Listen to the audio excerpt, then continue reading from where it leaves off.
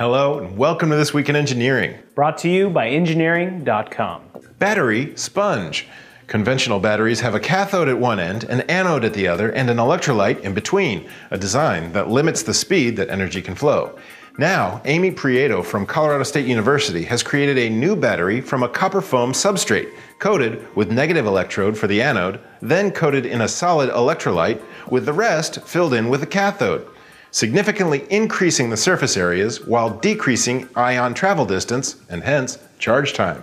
While still in early development, the new design could lead to higher energy density and faster charge times than lithium-ion, with the added environmental bonus of using non-toxic chemicals like citric acid instead of the sulfuric acid currently used in car batteries.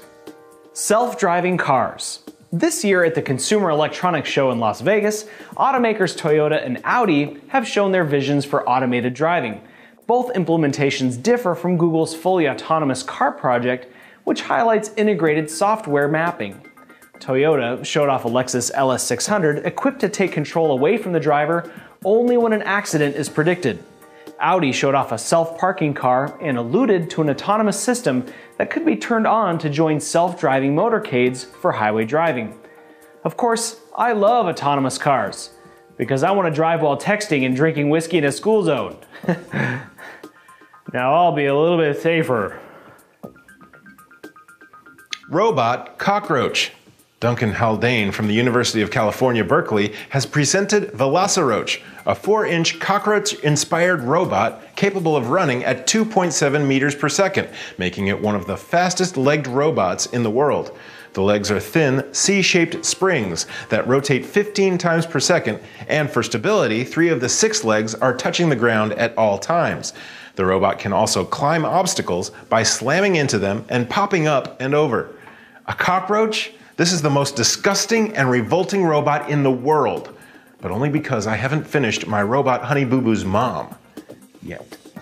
Robots located endangered whales. Autonomous marine gliders operating in the Gulf of Maine in early December successfully located 9 endangered right whales, enabling an advisory to boats in the area to decrease speed to help avoid a collision. Gliders are programmed to periodically dive and listen for calls of sei, fin, humpback, and right whales, and then surface and transmit the results via satellite. The Gulf of Maine was previously suspected of being a right whale winter mating area, and the gliders reported the whale song within hours of hitting the water. Miniature X-ray scanner. X-ray machines are generally big and heavy, but now Scott Kowaleski and his team from the University of Missouri have developed an X-ray scanning device roughly as big as a pack of gum. The device works by exposing a piezoelectric crystal of lithium niobate with an alternating current, which causes mechanical vibration. By adjusting the current to 10 volts at 40 kilohertz and installing tiny wire points on the crystals, the vibration generated an electric field equivalent to 100,000 volts, which is enough to produce X-rays.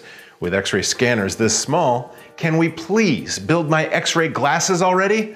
I'm still mad at that cereal box's false advertising. White House rejects Death Star. Dang it. By law, the White House must respond to any petition submitted with at least 25,000 signatures. And in December, a petition was submitted with over 34,000 online signatures urging construction of a Death Star. Now Paul Shawcross from the White House Office of Management and Budget has responded in a document entitled, "This isn't the petition response you are looking for."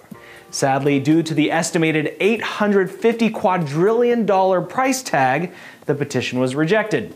Shawcross also cited that we already have an International Space Station, pointing out that's no moon. I agree we can't have a Death Star diverting resources away from worthy government programs like my proposed Genesis device. Trekkers, unite! Well, that's it for This Week in Engineering. For more information about these stories, check out the links in the description section. Let us know what you think in the comments, or click a like button and tell your friends about the show. All right, engineers, let's get back to work.